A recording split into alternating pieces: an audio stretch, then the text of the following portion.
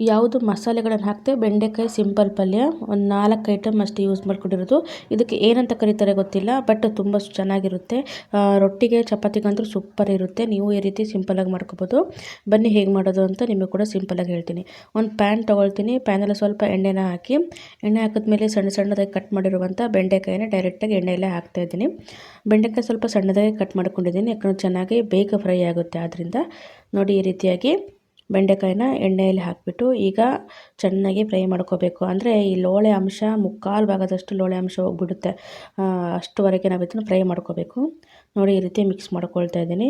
ಜೊತೆಗೆ ನಾನು ಇದಕ್ಕೆ ಬೆಳ್ಳುಳ್ಳಿ ಮತ್ತು ಹಸಿಮೆಣಸಿನ್ಕಾಯಿ ಕೂಡ ಜೊತೆಗೆ ಹಾಕಿ ಅದನ್ನು ಫ್ರೈ ಮಾಡಿರ್ತೀನಿ. ಅದನ್ನು ಬೇಕಾದ್ರೆ ನೀವು ಬೇರೆ ಬೇರೆಯಾಗಿ ಫ್ರೈ ಮಾಡ್ಕೋಬೋದು. ನಾನು ಜೊತೆಗೆ ಫ್ರೈ ಮಾಡ್ತೀನಿ, ಯಾಕಂದರೆ ಚೆನ್ನಾಗಿ ಫ್ರೈ ಆದರೆ ತಿನ್ನೋಕ್ಕೂ ಕೂಡ ತುಂಬ ಚೆನ್ನಾಗಿರುತ್ತೆ. ಆದ್ದರಿಂದ ನೋಡಿ, ಜೊತೆಗೆ ಬೆಳ್ಳುಳ್ಳಿ ಮತ್ತು ಹಸಿಮೆಣಸಿನ್ಕಾಯಿ. ಖಾರ ಜಾಸ್ತಿ ಬೇಕು ಅಂದರೆ ಜಾಸ್ತಿ ಹಾಕ್ಕೊಳ್ಳಿ. 4 ಐಟಮ್ ಸಾಕು, ಮತ್ತೇನು ಬೇಕು ಅಂತಿಲ್ಲ. Total 3 item.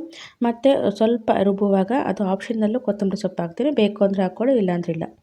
ನೋಡಿ ಈಗ ಚೆನ್ನಾಗಿ ಈಗ ಫ್ರೈ ಮಾಡ್ಕೊಳ್ಳೋಣ.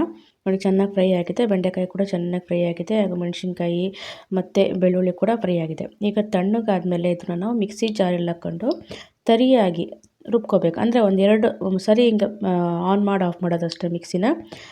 ನೋಡಿ ಈಗ ತಣ್ಣಗಾಗಿದೆ. ಈಗ ಮಿಕ್ಸಿ ಜಾರಿಗೆ ಹಾಕ್ತಾಯಿದ್ದೀನಿ ಬೆಂಡೆಕಾಯಿ ಮತ್ತು ಇಲ್ಲಿ ಮೆಣಸಿನ್ಕಾಯಿ ಮತ್ತು ಬೆಳ್ಳುಳ್ಳಿ ಹುರಿದ್ವಲ್ಲ ಅದನ್ನು ಹಾಕ್ತಾಯಿದ್ದೀನಿ. ನಂತರ ಜೊತೆಗೆ ಸ್ವಲ್ಪ ಕೊತ್ತಂಬರಿ ಸೊಪ್ಪು, ಇದು ಆಪ್ಷನಲ್, ಹಾಕ್ಕೊಳ್ಳಿ, ತುಂಬ ಚೆನ್ನಾಗಿರುತ್ತೆ.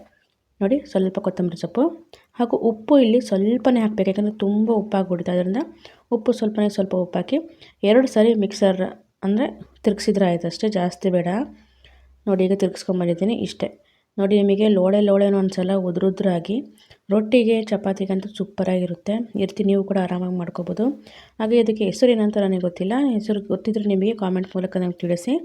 ನೋಡಿ ಈ ರೀತಿ ಸಿಂಪಲಾಗಿ ನೀವು ಮಾಡ್ಕೊಳ್ಳಿ ಅಂತ ಹೇಳ್ತಾ, ನಮ್ಮ ಚಾನಲ್ ನೋಡಿದ್ದಕ್ಕೆ ತುಂಬ ಹೃದಯ ಧನ್ಯವಾದಗಳು. ಯಾರ್ಯಾರು ನಮ್ಮ ಚಾನಲ್ನ ಸಬ್ಸ್ಕ್ರೈಬ್ ಮಾಡ್ಕೊಂಡಿಲ್ಲ ದಯವಿಟ್ಟು ಸಬ್ಸ್ಕ್ರೈಬ್ ಮಾಡ್ಕೊಳ್ಳಿ ಅಂತ ಹೇಳ್ತಾ, ಹೀಗೆ ನಿಮ್ಮ ಸಪೋರ್ಟ್ ನಮಗೆ ಸಿಗಲಿ ಅಂತ ಹೇಳ್ತಾ, ನಮ್ಮ ಒಂದು ವಿಡಿಯೋ ಇಷ್ಟ ಆದರೆ ಲೈಕ್ ಮತ್ತು ಶೇರ್ ಮಾಡಿ.